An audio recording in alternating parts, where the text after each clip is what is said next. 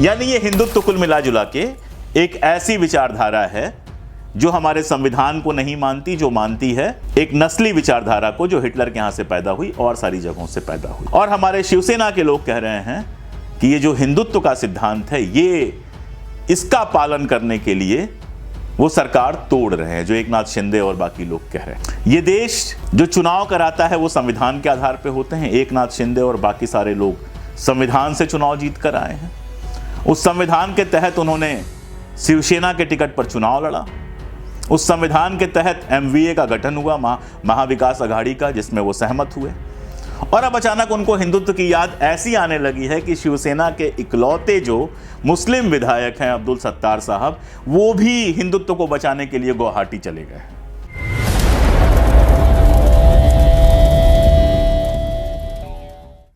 नमस्कार, मॉलिटिक्स इंडिया के मेरे शो अनफोल्डिंग हिस्ट्री की इस कष्ट में आपका स्वागत है। आज बात महाराष्ट्र में जो कुछ चल रहा है उस पर। लग सकता है आपको कि हिस्ट्री के शो में आखिर महाराष्ट्र की राजनीति पे हम क्यों बात कर रहे हैं। हिस्ट्री हम पढ़ते ही इसलिए हैं ताकि उससे सीख सकें कि वर्तमान में कैसे डिसीजंस लिए जाएं, वर्तमान में कैसी पक्षधरताएं ली जाएं ताकि भविष्य बेहतर हो। इसलिए अनफोल्डिंग हिस्ट्री में हम बार बार आज की जो सियासी घटनाएं हैं उनको इतिहास का आईना दिखाने की कोशिश करते हैं। तो महाराष्ट्र में क्या हुआ? रिपीट हुआ मध्य प्रदेश। अचानक एकनाथ शिंदे के नेतृत्व में ढेर सारे विधायक पहले सूरत चले गए, फिर सूरत से उनको उठाकर गुवाहाटी ले जाया गया और गुवाहाटी के चीफ मिनिस्टर कहते हैं कि उनको पता ही नहीं है कि वो गुवाहाटी में है। एक वीडियो आया जिसमें वो कहते हैं कि एक बड़ी पार्टी, राष्ट्रीय पार्टी हमारे साथ है जो महाशक्ति है। फिर बाद में एकनाथ शिंदे कहते हैं कि कोई राष्ट्रीय पार्टी हमारे साथ या हमारे पीछे नहीं है। कुल मिलाजुला के सारा खेल हुआ सरकार को गिराने के लिए। सरकार, जब मैं ये वीडियो बना रहा हूँ तो अभी तक गिरी नहीं है। तमाम सारी लीगल चीज़ें चल रही हैं, क्या होगा क्या नहीं होगा ये भविष्य के गर्त में है। लेकिन एक बात बिल्कुल साफ है कि चाहे वो मध्य प्रदेश का किस्सा हो जहां ज्योतिरादित्य सिंधिया के नेतृत्व में सारा कुछ हुआ, या फिर ये महाराष्ट्र में जो एकनाथ शिंदे साहब कर रहे हैं, लोकतंत्र में आया राम गया राम का खेल जो है वो रुका नहीं है। जब मैं कह रहा हूं कि आया राम गया राम का खेल रुका नहीं है तो आप मेरी बात समझ रहे होंगे कि ये खेल नया भी नहीं है। असल में लोकतंत्र जब हमारे यहाँ आया, 1947 में हम आज़ाद हुए, 1950 में हमारा संविधान, हमारा आईन बना और चुनाव के जरिए अपना प्रतिनिधित्व चुनने की बात शुरू हुई, तो भीड़ तंत्र में ये ना बदले इसके लिए बहुत सारे चेक्स नहीं लगाए गए। चुनाव जीतने वाले एक पार्टी से चुनाव जीतते हैं, फिर कभी लालच में, कभी किसी और स्वार्थ में, कभी मंत्री बनने के लिए, कभी मुख्यमंत्री बनने के लिए पाला बदल दे देते हैं। इस पार्टी से उस पार्टी में चले जाते हैं। जनता अपनी जगह ठगी की ठगी रह जाती है। हरियाणा का जो किस्सा था जिससे आया राम गया राम का मुहावरा मशहूर हुआ वो तो आप लोग जानते ही हैं। भजन लाल जी के बारे में आप जानते ही हैं, उनके जो पार्टियां बदलने के किस्से हैं। और भजन लाल जी अकेले नहीं हैं, बदनाम ज़्यादा हैं लेकिन अकेले नहीं हैं। ये पार्टियां बदलने, सरकार गिराने और सरकार उठाने के खेल लगातार इतिहास में भी होते रहे हैं। तब सत्ता में कोई और था, अब सत्ता में कोई और है। असर इसका क्या होता है? असर इसका सबसे बड़ा होता है कि जनता जिस भरोसे से अपना विधायक चुनती है अपनी सरकार बनाने के लिए, वो भरोसा टूटता है। महाराष्ट्र के खेल में एक और चीज है जिसके इतिहास पर बात करना मुझे ज्यादा जरूरी लग रहा है। एकनाथ शिंदे साहब ने दावा किया कि वो हिंदुत्व को बचाने के लिए शिवसेना से विद्रोह कर रहे हैं। अब ये हिंदुत्व क्या है? अक्सर लोग बहस करते हैं हिंदुत्व पे सवाल उठाओ तो उनको लगता है हिंदू धर्म पे सवाल उठा रहे हैं। ये हिंदुत्व है क्या? ये हिंदुत्व है सावरकर द्वारा प्रस्तावित एक विचारधारा।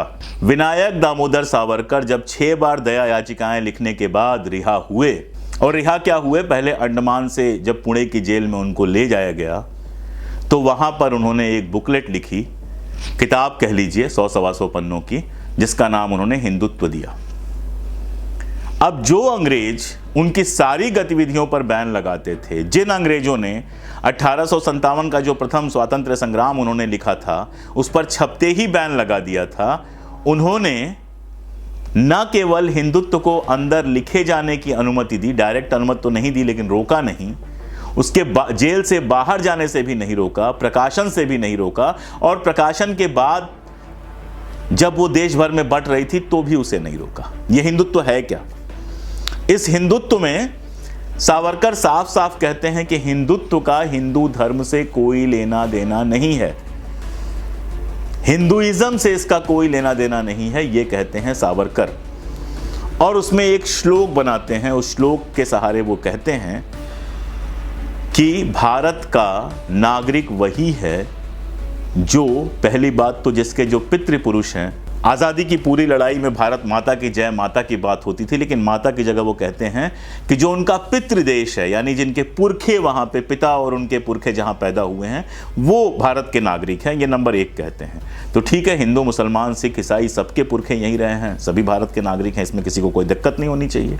लेकिन उसके साथ एक और जोड़ते हैं, कहते हैं सिर्फ पितृभूमि से काम नहीं चलेगा, पुण्य भूमि भी होना चाहिए। पुण्य भूमि का मतलब आपके धार्मिक स्थान भी हिंदुस्तान में होना चाहिए। तो अब बेचारे मुसलमान, उनका धार्मिक स्थान तो मक्का मदीना है, ईसाई जेरूसलम है, यहूदियों का भी जेरूसलम है। तो ये सारे लोग भारतीयता की परिभाषा से बाहर हो जाते हैं। वो कहते हैं हिंदू वही है जिसकी पितृभूमि और पुण्य भूमि यहाँ पर है। यहाँ तक भी मामला ठीक है, हिंदू कौन है ये डिसाइड करने का आपको अधिकार है, लेकिन इसके आगे जोड़ते हैं कि भारत की नागरिकता का अधिकार सिर्फ हिंदुओं को है। यानी सीधी बात है कि मुस्लिम लीग जिस तरह से बात कर रहा था मुसलमानों के लिए अलग देश की, वैसे ही हिंदुओं के लिए अलग देश की बात शुरू करते हैं सावरकर। एक नस्लवादी सिद्धांत था जिसमें केवल हिंदू नस्ल, जिसको उन्होंने परिभाषित किया था पितृभूमि और पुण्य भूमि में, उसको ही हिंदुस्तान में रहने का अधिकार था। ये एक नस्ली सिद्धांत था, हिटलर के सिद्धांत की तरह। जैसे हिटलर कहता था कि जर्मनी में यहूदियों के लिए कोई जगह नहीं है, वैसे ही सावरकर ने कहना शुरू किया कि हिंदुस्तान में हिंदू धर्म के अलावा, हिंदुत्व के अलावा और किसी को रहने का अधिकार नहीं है। आप जानते हैं 1940 के आसपास ये बहस चलती है, मुस्लिम लीग अपना लेके आती है। 1937 में सावरकर बाकायदा जब हिंदू महासभा के अध्यक्ष बने तो अपने पहले भाषण में उन्होंने कहा कि भारत कोई एक देश नहीं है, हिंदुओं का अलग देश है, मुसलमानों का अलग देश है। यानी ये हिंदुत्व कुल मिला जुला के एक ऐसी विचारधारा है जो हमारे संविधान को नहीं मानती, जो मानती है एक नस्ली विचारधारा को, जो हिटलर के यहाँ से पैदा हुई और सारी जगहों से पैदा हुई। और हमारे शिवसेना के लोग कह रहे हैं कि ये जो हिंदुत्व का सिद्धांत है, ये इसका पालन करने के लिए वो सरकार तोड़ रहे हैं, जो एकनाथ शिंदे और बाकी लोग कह रहे हैं। ये देश जो चुनाव कराता है वो संविधान के आधार पे होते हैं। एकनाथ शिंदे और बाकी सारे लोग संविधान से चुनाव जीत कर आए हैं। उस संविधान के तहत उन्होंने शिवसेना के टिकट पर चुनाव लड़ा। उस संविधान के तहत MVA का गठन हुआ, महाविकास अघाड़ी का, जिसमें वो सहमत हुए। और अब अचानक उनको हिंदुत्व की याद ऐसी आने लगी है कि शिवसेना के इकलौते जो मुस्लिम विधायक हैं अब्दुल सत्तार साहब, वो भी हिंदुत्व को बचाने के लिए गुवाहाटी चले गए। यानी बहुत सीधा मामला है कि शायद महाविकास अघाड़ी के नेतृत्व में जो सरकार चल रही है, जिसमें कांग्रेस और NCP भी हिस्सेदार हैं, उस सरकार के रहते जो विभाजनकारी तत्व हैं, जो समाज को बांटना चाहते हैं, जो सावरकर की बंटवारे वाली राजनीति है उसको दोबारा लाना चाहते हैं, वो शायद महाराष्ट्र में इस सरकार के चलते खेल नहीं पा रहे हैं। एक उदाहरण मैं व्यक्तिगत देता हूं। मुझे पुणे में बुलाया गया था कश्मीर फाइल्स फिल्म पे बोलने के लिए। उस कार्यक्रम को रुकवाने के लिए लोगों ने बड़ी मेहनत की। जो वहाँ के आप जानते हैं कि उस फिल्म के जो डायरेक्टर थे उन्होंने बाकायदा ट्वीट किया और वहाँ पर बहुत सारा तमाशा खड़ा करने की कोशिश की गई, लेकिन पुलिस प्रशासन ने बहुत शानदार तरीके से काम किया।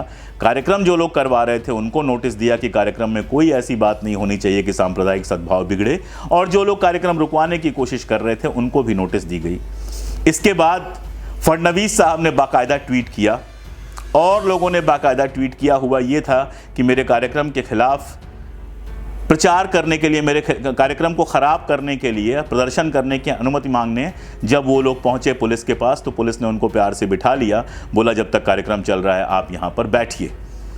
इसको उन लोगों की गिरफ्तारी और बाकी सब दिखाते हुए फडणवीस साहब और पता नहीं किसने किसने ट्वीट किए। शायद वहाँ पर ऐसे लोगों की सरकार होती जो बंटवारे की राजनीति पसंद करते हैं, तो ये कार्यक्रम कैंसिल कराने में वो सफल होते। इसलिए महाराष्ट्र की राजनीति पे बात करते हुए सरकार गिरे सरकार रहे, एकनाथ शिंदे गुवाहाटी से लौटे, कितने विधायक लीगली रहें ना रहें, ये सब बातें तो पत्रकार लोग करेंगे, ये सब बातें तो एक्सपर्ट लोग करेंगे। मैं जो बात करना चाहता हूं वो ये कि एक ऐसा माहौल बना दिया गया है जहां जो शांति से काम करना चाहता है, संविधान से काम करना चाहता है, संवैधानिक तरीकों से काम करना चाहता है, उसका काम करना मुश्किल किया जा रहा है। और इसके लिए जनता का जो वोट है, जनता का जो मत है, उसको बेचने, उसकी सौदेबाजी करने का जो ये खेल चल रहा है, ये खेल केवल भारतीय राजनीति को नुकसान नहीं पहुंचाएगा, भारतीय समाज को भी नुकसान पहुंचाएगा, भारतीय लोकतंत्र को भी नुकसान पहुंचाएगा। और कुल मिला जुलाकर 1947 में जो विभिन्नता में एकता वाला देश बना था, जिसमें अलग अलग भाषा भाषी लोग, अलग अलग धर्म के लोग, अलग अलग जाति के लोग, अलग अलग राष्ट्रीयताओं के लोग एक साथ मिलकर हिंदुस्तान, भारत, इंडिया नामक देश में साथ आए थे इस देश के विकास के लिए, उस पूरी प्रक्रिया को पलटने का ये खेल खेला जा रहा है, जिसमें दुर्भाग्य से पूंजी का भी बड़ा इस्तेमाल हो रहा है। इतिहास हमें क्या बताता है? हमारे पुरखों ने सावरकर को नहीं चुना, हमारे पुरखों ने उन्हें चुना जो इस देश में एक मिलीजुली संस्कृति, अनेकता में एकता के सिद्धांत के साथ लोकतंत्र स्थापित करना चाहते थे। आज अगर हम अपने उन पुरखों को गलत साबित करने पे लगेंगे, आज अगर उस अनेकता में एकता की संस्कृति के ऊपर हिंदुत्व और लीग जैसे विचार लेकर एक रंगा देश बनाने की कोशिश करेंगे, तो याद रखिएगा इस इतिहास लेखक की बात, ये देश नहीं बचेगा। ये देश बंटवारे के सिद्धांतों पर, बांटने के सिद्धांतों पर चल नहीं सकता है। इसका सबसे बड़ा उदाहरण पाकिस्तान है, जो धर्म के नाम पर बना था और भाषा के नाम पर 1971 में टूट गया। तो हमारे देश का तो क्या कहना है? यहाँ तो इतनी अलग अलग भाषाएं हैं, इतनी अलग अलग संस्कृतियां हैं, इतने अलग अलग राष्ट्रीयताएं हैं। अगर इस देश में अनेकता में एकता की जगह एक रंग का ब्रश चलाया जाएगा, इस अनेकता को नष्ट करने की कोशिश की जाएगी, किसी एक धर्म की, किसी एक खास तरह की संस्कृति की, किसी एक खास तरह के विचारधारा के वर्चस्व की बात की जाएगी, तो यकीन जानिए जो तस्वीर बनेगी वो और कुछ भी हो, हिंदुस्तान की तस्वीर बिल्कुल नहीं होगी। आज के लिए बस इतना ही, मिलते हैं अगली कड़ी में। शुक्रिया।